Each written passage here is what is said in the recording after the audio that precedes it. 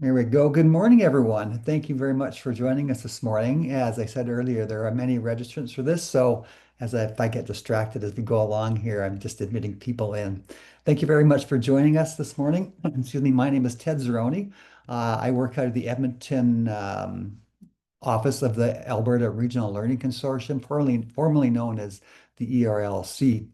I really appreciate you joining me this morning. It's the first session to kick off our series of social studies sessions for the new social studies course that's being implemented this fall. Of course, it's mandatory implementation from K to 3 and those in 4 to 6. It's a choice with optional implementation for those grades. So thank you for joining me. Hopefully you've been at some of the other sessions this week with science and other things that were going on. But this next few days, because of the new curriculum, we are going to focus just on social studies for the most part with these sessions for the APLC. Um, as we begin here, I'd just like to acknowledge that I'm coming to you from Treaty 6 territory, but we have many of you coming from across Alberta, from across the traditional lands of all treaties of the Treaty 6 First Nations, Treaty 7, Treaty 8, and the Métis Nation. We welcome you to this land. I do have a picture because I am coming to you in a spot in Treaty 6 that is at the confluence of the North Saskatchewan and Battle Rivers right now. And right now, the choke cherries are in amazing abundance right now. That photo is over there. Of course, no, the first Canadian Métis people relied heavily on choke cherries when they made their pemmican, and they relied on the land overall and cared for it to provide sustenance, provide medicine, and provide us with the things we need for our good living. So it's with this land acknowledgement that I welcome you all here this morning to the session, the first in beginning this whole journey into the new social studies program. Um, Two goals essentially for us this morning. Number one is to provide an introduction and an overview of the new curriculum so you become familiar with it, not only with your grade, but perhaps the other grades. Because as we know with science and the other curriculum, there is a more of a spiraling nature to these curricula.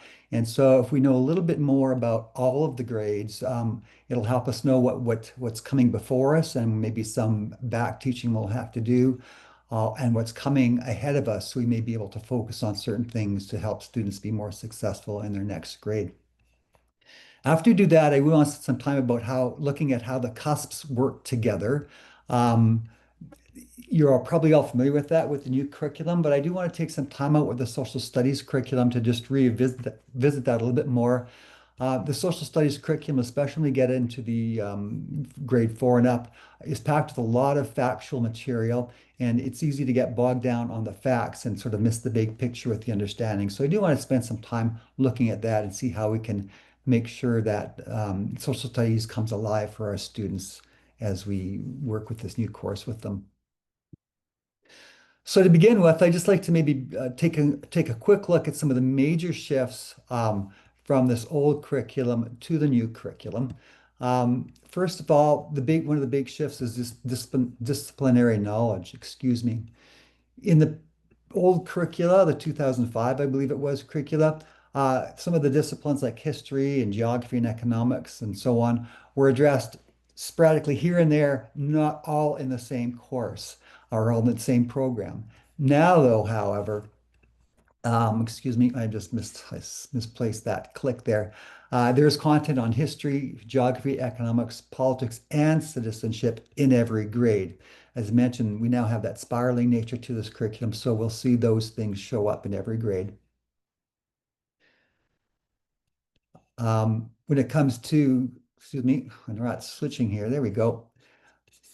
It's going too fast. Citizenship, again, the inclusion in the old curriculum was very variable among the different grades.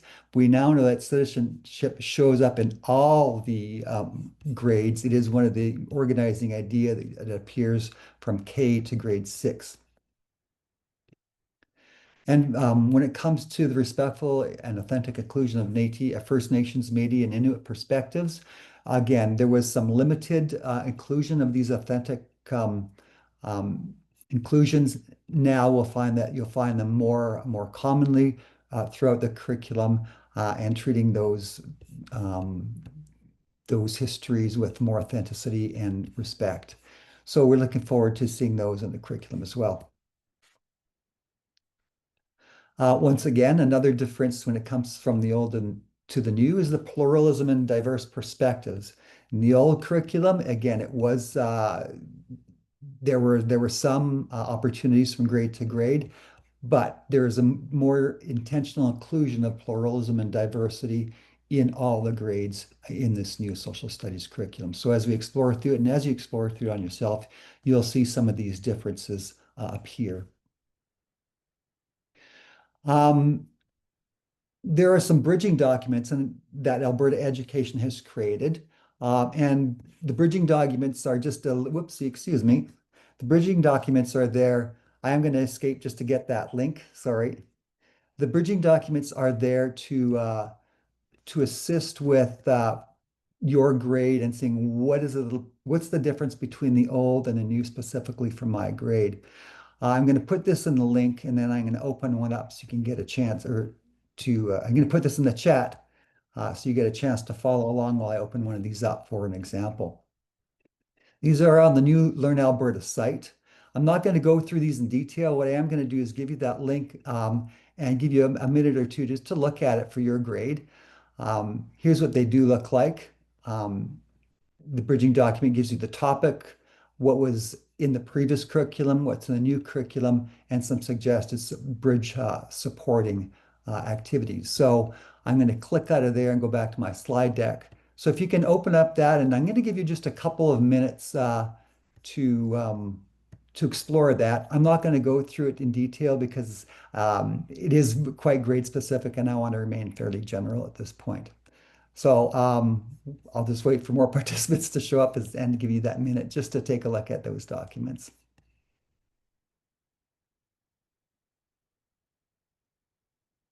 I'm giving you the opportunity to do it now because sometimes with these sessions, things go by so fast and you go from one session to another and we sometimes forget that these documents exist as we go on. So I just wanted to make sure you had a chance to open them up and know that they are there for you if you want to refer to them later.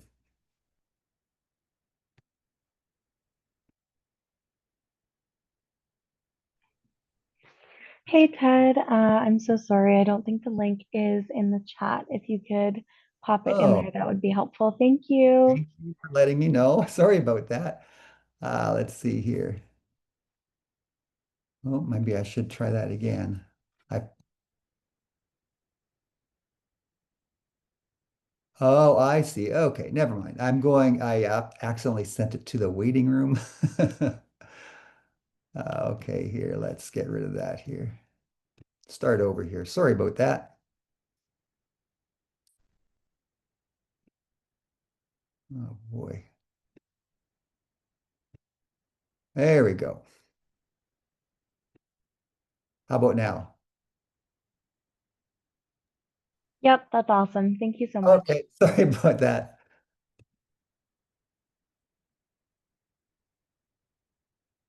So yeah, so those links are there. Just take a quick peek, open it up, see what it looks like, and it's something you may want to come back to, excuse me, as the day goes on and as your teaching continues. Um, the content focus has some similarities to past curriculum, but I'm just going to take some time to take a look at that. This is not a conceptual focus, but this is the content focus in terms of what does most of the stuff on each of these grades look like. In grade one, the focus is on cultures, traditions, and community, or kindergarten, excuse me, culture, traditions, communities. Grade one, we're looking at local communities and cultures. You can see some of that spiraling nature continue with the concepts of community and culture. Grade two focuses on communities in Canada and the heritage in Canada, so a bit more of an historical part coming to it. Um, the question in the chat box was I see the grade six document first to grade five. That could be mistaken the link. I'm sorry. It should be there is a grade six document, and if it isn't there, you can go to the New Learn Alberta site, and I'll show you how to get there at the end of the session to get that one. Sorry about that. Oh, thank you for putting that in. Um, Grade three takes a look at Alberta and the prairies. So the focus is Alberta and all the uh, experiences that students will have with that focus on Alberta. Uh, when it gets to grade four, we focus on colonial Canada and Confederation as the content organizers. The content in grade five focuses on ancient civilizations, and in grade six, the focus is on democracy in terms of the principles of democracy, how it works, and the history of how democracy has evolved and how we get to today. Um, there is no link to the new kindergarten social studies curriculum in there. That's all that Alberta has. I believe there is currently no social studies curriculum in kindergarten at this point, so that's why there is no bridging document. Um, the comparisons to the previous grade, I don't know why. If it's in the document itself, I don't know why. If it's in my link, that's a problem. I just have the wrong link in there. So um, I'm not too sure if it's the document that you're looking at or my link. So the comparison to the previous grade should be the one. If you're looking at grade two, the comparison to the previous grade should be grade one if it's not in there.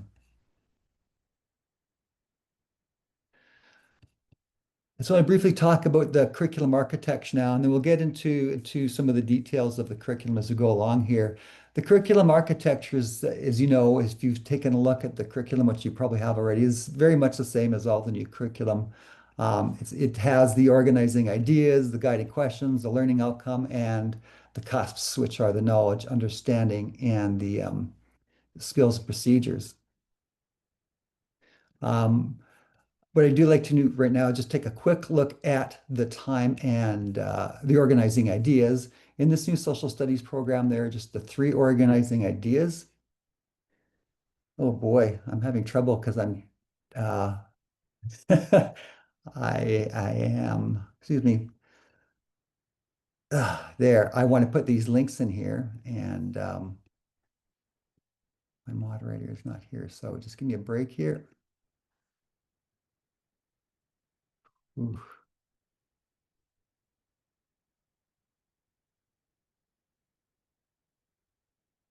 Once we get everyone admitted, I'll be a little bit better here. I'm just going to put this link in the chat box as well. Hopefully this will go to the right place. What I'm going to be referring to are some progressions in terms of the content, not a concept progression, but a content progression. And the slideshow or the excuse me the material in this link that I just gave you will look something like this. Um, it's a progression of the different topics that run through the grades with each organizing idea. The first organizing idea is time and place, and I broke it down into to sort of segments to help understand that a little bit more. Or the time and place organizing idea is exploring the dynamic relationships between people, places, and time. It's about people, places, and time, and doing that, it supports the understanding of perspective and events to make meaning of the world. So we look at all people, places, and time in that context to understand their perspectives of that time and the events that happen at that time, not only past but present to make meaning of the world. Um, the time and place organizing idea is broken down in this way, and the topics associated with it are here.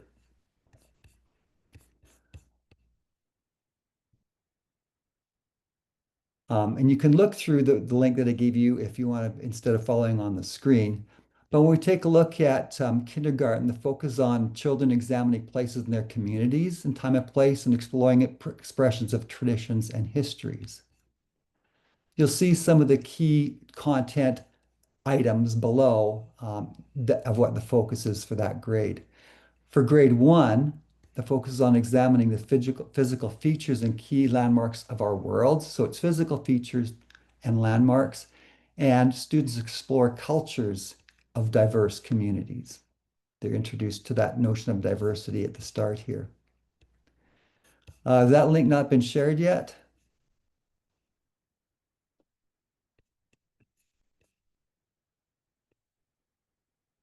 Sorry, the slide deck has not been shared yet. I'll share the slide deck at the end of the session. Grade two, we're looking at Canada's heritage and specifically the communities and heritages in Canada. As we mentioned, the focus in grade three is Alberta and the prairies, where students look at the natural resources and the natural and created features of Alberta and the diversity of Alberta's Western identity. Grade four is a focus on the colonial aspects of Canada. They look at Canada's political boundaries and then some significant historical events that contributed to the formation of Canada. Grade five, students are looking at ancient civilizations and how geographical features contributed to the settlement and trade of ancient civilizations. We look at the rise and fall of them as well. And finally, grade six, in time and place, we look at the foundations of the principles of democracy throughout time and place. So that's where we take a look at things like the Roman Republic, ancient Rome and Athens, and so on in terms of um, democracy and democracy development.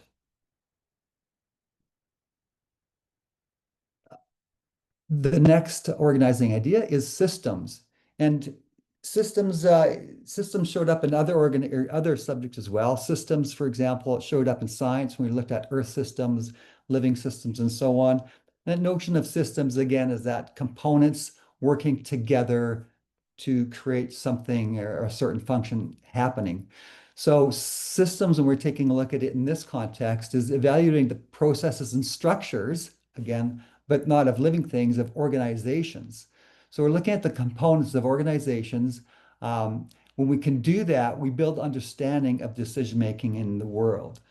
When you look at the cusps or the cusp lines closely and learning outcomes closely, you'll find that the decision making focuses on economic decision making in one of the outcomes and political decision making in the other outcomes. And I use the word political and economic terms loosely there, but you'll notice the differences in we look at the learning outcomes for each of those. I'm going to open up the systems one here and just take a quick look at it here as well. In kindergarten, we look at systems. That's where we look at needs and wants. And you can see there's that economic decision-making focus. And then our learning outcome two is more of that political decision-making, where students investigate the roles of leaders in communities. In grade one, the first learning outcome is also that has that economic focus, and it looks at the exchange of goods and services. Outcome two is the investigation of roles and responsibilities of groups and organizations.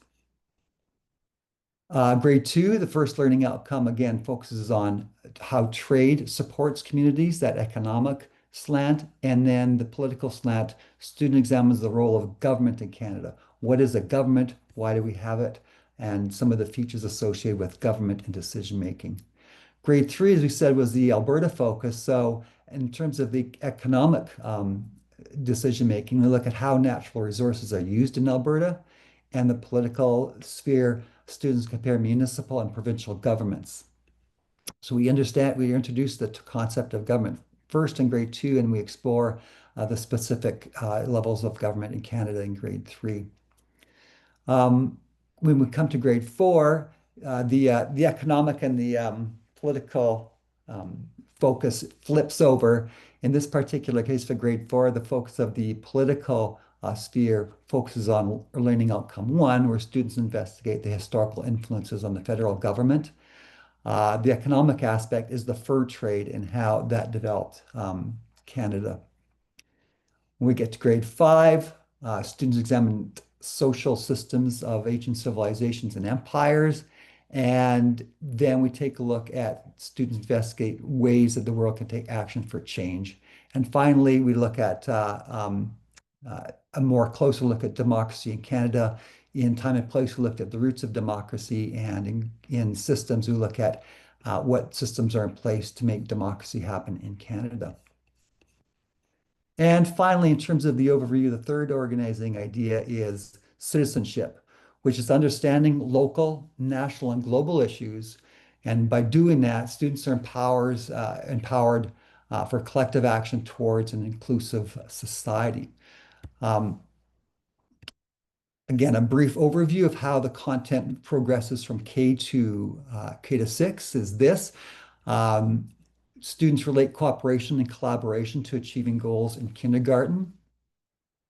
And then when it comes to grade 1, students examine how belonging is supported within groups and communities.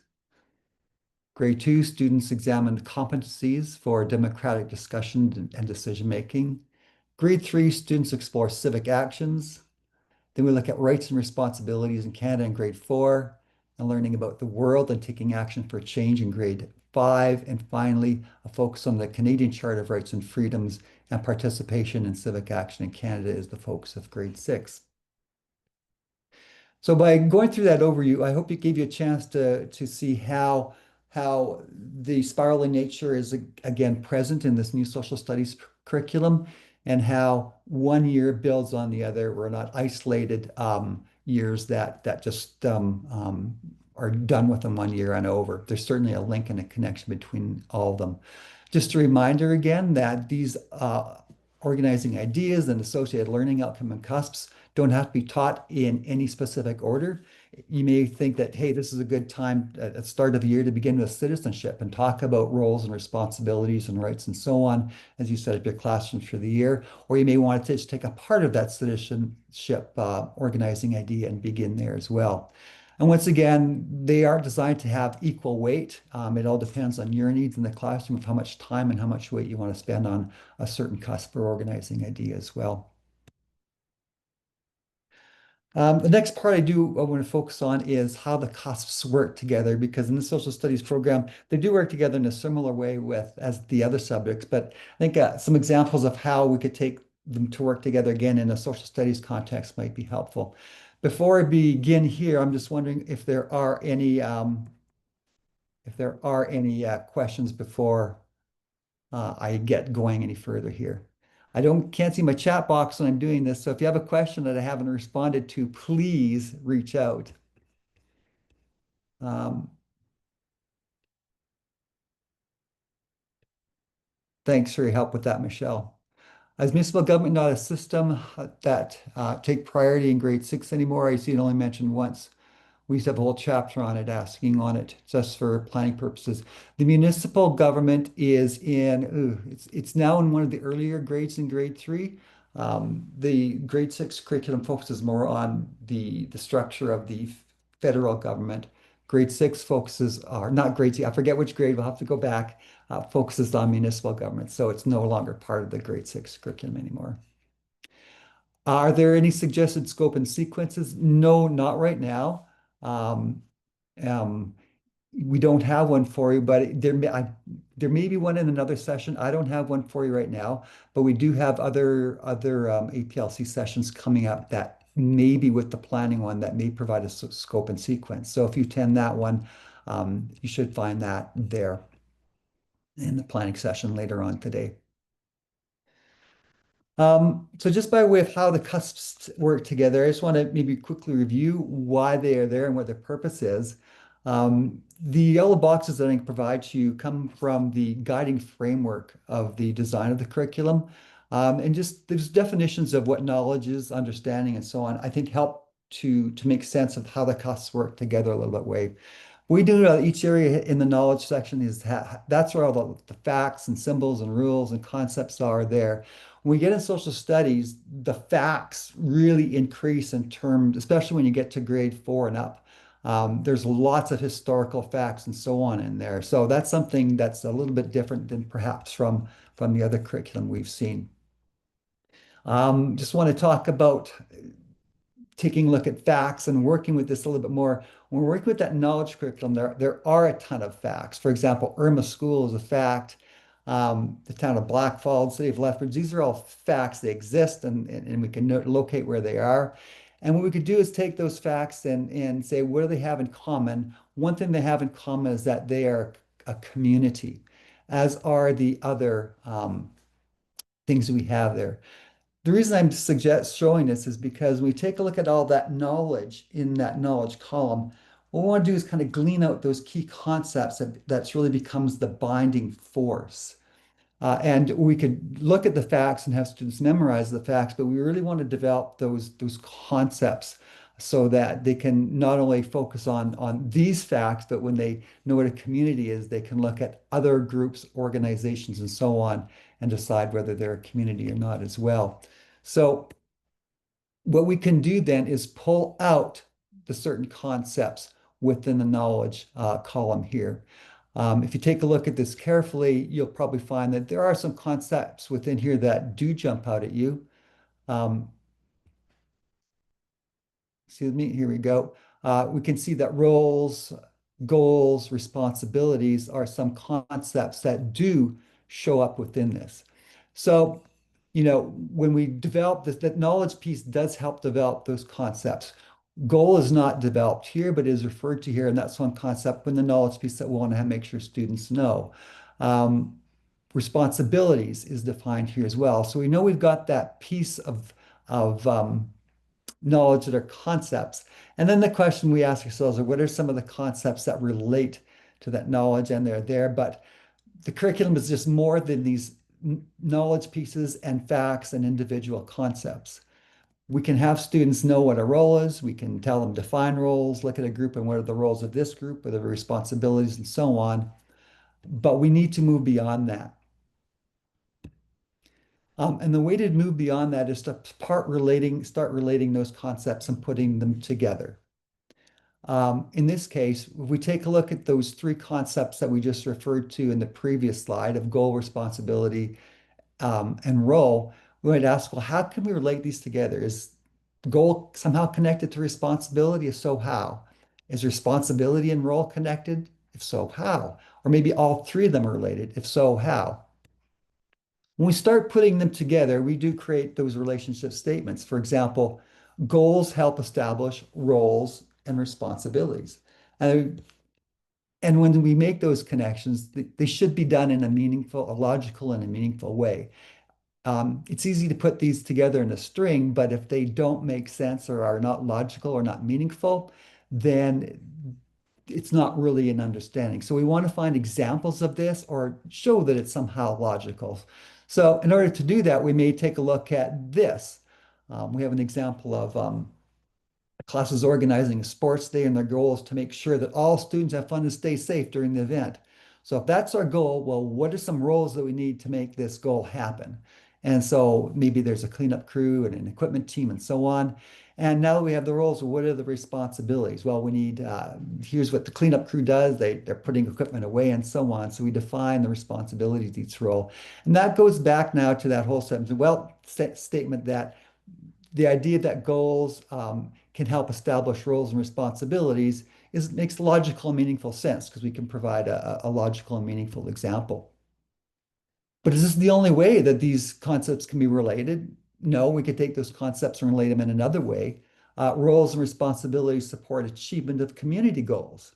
Again, is this meaningful and logical? And it can be. For example, we could take a grade one class and use this as an example. They have the goal of building a snow hut. They know that the teacher says, okay, to reach your goal of building a snow hut, we need these roles. The roles are already established, and the teacher provides the responsibilities for students, and they have 30 minutes. And maybe after 30 minutes, one group didn't get it done because the snow lump carriers were talking too much and it didn't get accomplished. So we can provide a logical and meaningful example to say that, yeah, that connection of the roles and responsibilities and goals makes sense. So we're talking about these individual goals being more than just individual concepts. We can see that that's what appears in the understanding part of the curriculum. Understanding is about putting pieces of knowledge into logical and meaningful order with other concepts. And so in this particular cusp line of grade one social studies systems, these concepts do appear in the understanding. And the understanding that's created is roles and responsibilities, support participation, and achievement of community goals. And that's really what it is. So when we say that the individual concepts are more than just the individual concepts, or the curriculum is more than just the individual concepts, that's where we get to the understanding. Important thing to know that with the understanding, then we can apply what they've learned to new contexts and situations. So we want to provide students with as many contexts to help develop this understanding. So what are some contexts that you can have your students do to explore roles, responsibilities, and so on?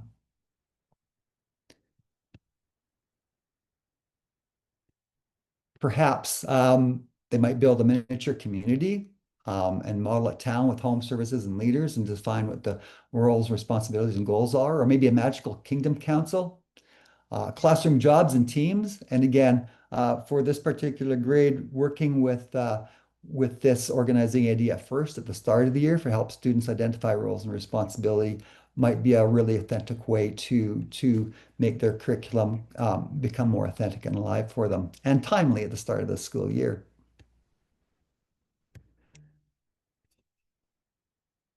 Now, the skills and procedures are there to excuse me, the skills and procedure there are there to assist us as well. We're going to change our focus to that.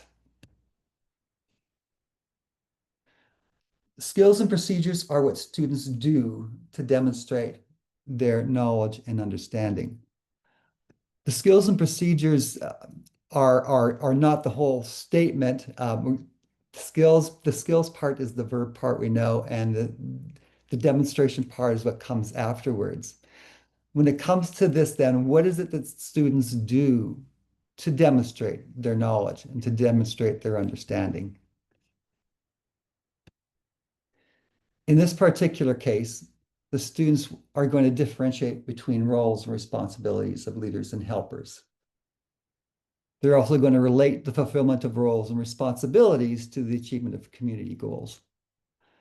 Looking at this carefully, you'll see that some of these skills procedures, as you've seen from other curricula, will align directly with the knowledge piece. In this particular case, we have this particular skills and procedure statement directly looking at the roles and the responsibilities and differentiating those two concepts and deepening those two concepts. The other skills procedure statement is relating to the understanding. Relating is one of those key parts that helps deepen learning. And we can take those statements, like we said, and relate them together. That's where we create those understandings. So when we look at the skills and procedures, they do relate to either one or the other columns, either the knowledge or the skills and procedure. When it comes to skills and procedures, I think it might be helpful to do some considerations here. The first consideration is that when we use skills and procedure statements, we can use them in one of two ways, one of three ways, really. We can use them as just an instructional strategy where we create a lesson out of it. So we can create a lesson out of differentiating between roles and responsibilities. But as we watch students embark in that lesson and participate in that lesson, we're going to get some formative feedback to decide whether or not they know what the roles and responsibilities are, excuse me, and can differentiate between them. If they can't, that formative feedback is going to let us know that, well, we need to work at this a little bit more and create another activity that has them to maybe deepen or the understanding of roles and responsibilities and try this again. These can also become summative assessments. If after several practices and several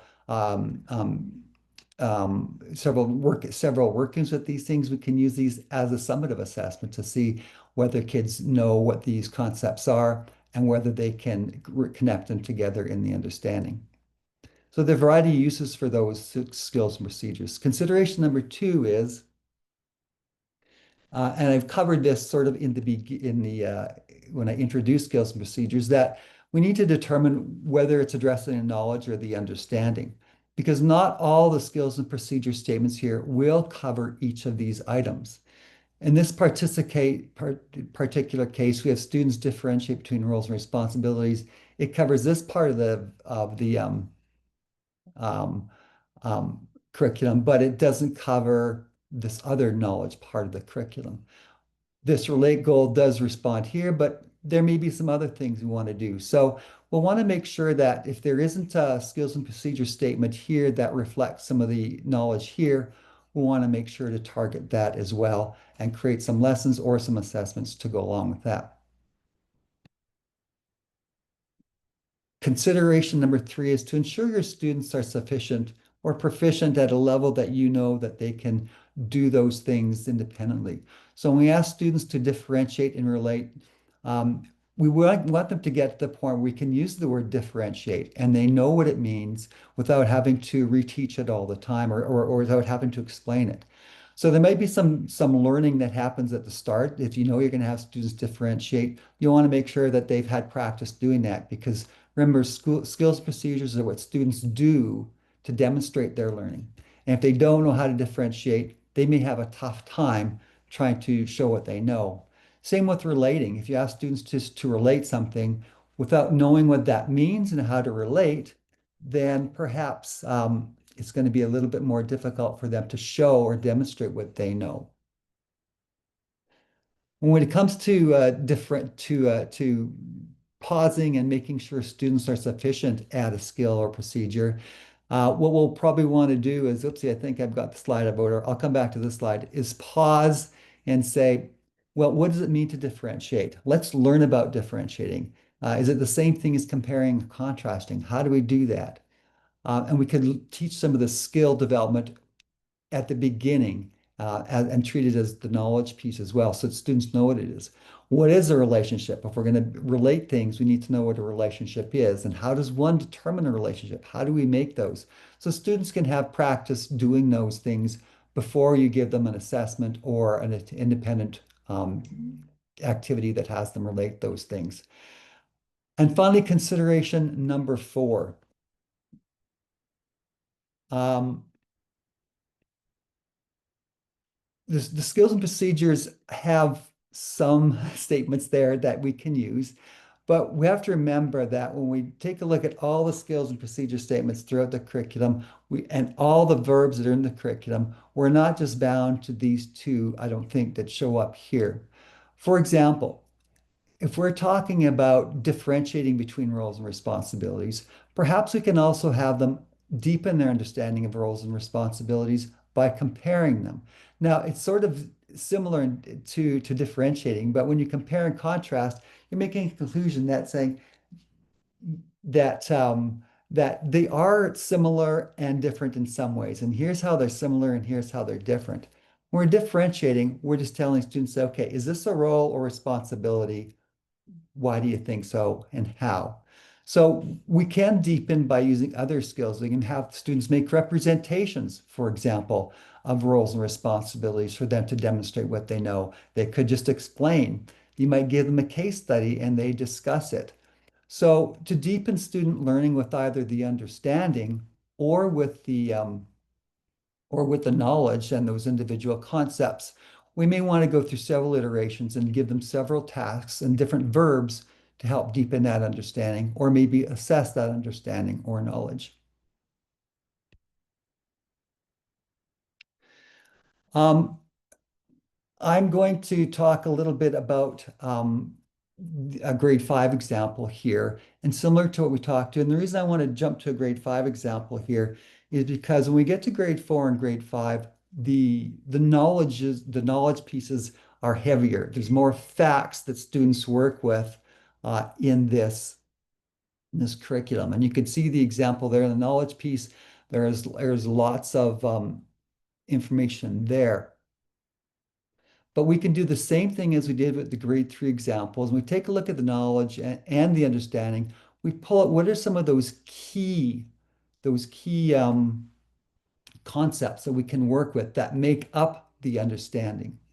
And sometimes it's a little bit difficult, and you have to kind of you have to try to make the connection in terms of where the what the understanding, what the actual concept is in the knowledge and where it shows up in the understanding. What I mean is this example, when it comes to interaction or trade, we know that the exchange of excess agricultural process or the exchange of products is trade, but it's also an interaction. And in the understanding, exchange or trade does not show up, it's interaction. So we can also work with this notion of interaction, and when people can interact by exchanging goods, they can meet, they can trade, and so on. And so I want to make sure students understand this concept of interaction as well. You'll also notice that in this understanding, we have the idea of economic transformations. And economic transformations does not show up in the knowledge piece. So how do we handle that? The way I'd handle it is to take a look at this phrase, economic practices that develop. That's an economic transformation. It's something that developed over time. So there's a change. And so I would work with that with the students. And that shows up quite a bit in the curriculum once in a while. What shows up in the knowledge isn't exactly the same wording as here. And so you'll want to balance those two together to make sure when it comes to the understanding that students can equate the idea in here with the concept in the knowledge piece. I do want to point out one other thing as well. You'll notice that this understanding statement, and it shows up in many of them as well, that the the relationship between the concepts is many. We have technological advancements and interactions result in social transformations, political transformations, environment transformations, and economic transformations. So we can isolate those individually. We don't have to look at all those at once. We want to separate them out. And the example I'm going to show you in this particular one, you'll notice that the knowledge is focusing on the economic transformations. I highlighted the part in yellow because that is directly related to the historical factual part. This becomes quite factual when we include the transformations of civilizations and empires. Um, and so it becomes a little bit more difficult to work with because it's almost something that we have to memorize. So what I'm going to do is take a look at what happens if we take off that of civilizations and empires and just focus on that understanding that technological advancements, and interactions can result in economic transformations. And think about, does that happen in a context today? And we can do now what we did in the example with our grade 3 on. If we want to take the understanding, eliminate the factual part, and explore the understanding to contextualize it in a current day situation, and maybe in a situation where students can relate to develop that understanding a little bit better, I think we can go ahead and do that. I would certainly do that, and here's what I'm getting at. Um, Instead of jumping right into the historical component, I might want to say is that, hey, are technological advancements and interactions really changing us today? And certainly we can see that by providing different contexts. And this particular one is an agricultural context, but there are many when you look around for them, you can explore them. In this particular case, we can see that farmers are using technological advancements such as drones and GPS and computers take a look and analyze all the data they collect to help them monitor the crops and livestock more closely. That's the technological advancement. Now, trade shows, quite often there are trade shows that happen. That's where a lot of these technological advancements are shared and traded and exchanged. And so more people learn about this technological advancement. As more farmers adapt this technology, there is an economic transformation. There's more efficiency in production, leads to stronger exports, rural economic growth, and so on. So by taking that factual portion off about the ancient empires, we can take the same understanding that the curriculum is working with and provide a more meaningful example where students can work with. And there are, and what we could do at this point as well is then after you give students opportunities to explore that understanding without focusing on civilizations and empires, now they can take a look at the historical component, say, okay, yeah, that happens today, but it also happened in history. And when you stop and think about it, that would be a really good place to put in the current events. You'll notice there's no current events in this curriculum or stated in this curriculum, but working with the understandings or even the individual concepts, that's where you can bring the current events in. So maybe by removing that historical or factual element of the understanding or the fact, we can bring in some current events and examine that in a situation that students may be more familiar with or maybe more relevant for them. And then we can ask that question, well, how is this evident in the past? And that they'll have that they'll be coming into studying that historical part with a stronger understanding of what they're looking at. And they're looking at now an example of how this is evident in the past. I'm just going to throw this up right now. We do have a few minutes left, but as you know, we will want whoopsie, we will want your feedback from this session and all the other sessions. And I'm having trouble grabbing um, the survey link here. We'll throw that in here and we'll have some time for some questions and answers soon.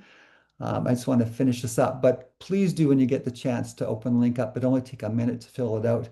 The feedback is really helpful for us.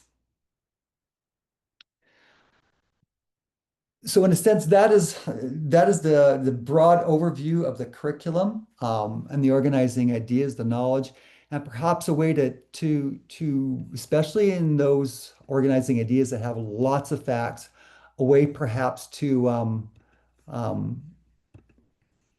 a way to maybe make the knowledge pieces and the historical pieces more relatable for these students. I'm just trying to open my chat here. I'm just trying to um, there's some latecomers. Tiffany, if thanks for joining us. If you're late, my apologies. I didn't see this is very late. I didn't see you join. You will be getting a link to the slide deck, and this is being recorded, so you will get this soon. Um, um, the general question we have here is about the recordings of these sessions. If you registered for one, you will get one mailed to you. And no, once they're all done, these will all be posted on the APL site as well. But if you registered, you should get an email with these things as well. Just a reminder, there are some things that maybe about the new curriculum that you didn't hear about. And I didn't want to go through them because some of these things are available on the new Learn Alberta site in the professional learning videos and guides. I'm just going to go there, show you what there is. So if you have some other questions that I didn't answer, I didn't want to repeat, well, I'm not logged in, but they go to New Learn Alberta and the Curriculum Information Hub. They do have learning videos and guides that more specifically define the cusps, talk about the language a little bit more, and give you some of those things that perhaps I didn't cover in my presentation here. I didn't want to recreate something that perhaps Alberta Ed already has available to us. One other item that we have available is this implementation toolkit. Uh, this was developed by APLC, and I'm going to just open it up. I'm not going to go into it though, because the rest of the sessions will be touching for the most part on this. But this will be, I'll put a link into this so you have this document. This implementation toolkit has some information of the foundational knowledge. There'll be some things that I've covered in my video that in here, especially with how the cusps work together. It explains it in a little bit of a different, shorter way than perhaps I did. There's a session on planning coming up, so I'm not going to open up and take a look at, but there's lots of information there for your start. Um, and we also have some best practices, some information on assessment and resources. And those are all upcoming sessions as well. So I'm not going to get into those, but there are lots of things coming out at you to help you out.